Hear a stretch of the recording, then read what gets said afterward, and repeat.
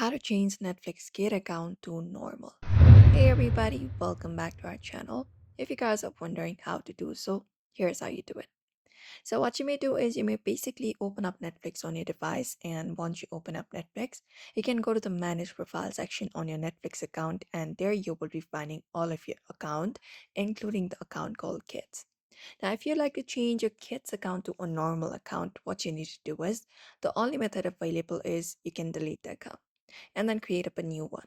So what you can do is head over the kids account, tap on it, and you will be finding a pen icon. Just go ahead and tap on it. And once you do so, you will be finding different options available. You may scroll down from the given options, and when you do, you will be finding an option called delete profile. So just go ahead and look out for that option available and tap on it. After that, you can just go ahead and confirm the changes. And once it is confirmed, you may just head over and create a normal profile. Just head over to the section of add profile, and instead of the kids account, select the option normal account. Just go on with the normal process, name it and everything, and your normal account should be created. And that's how you basically change your Netflix kid account to normal on Netflix.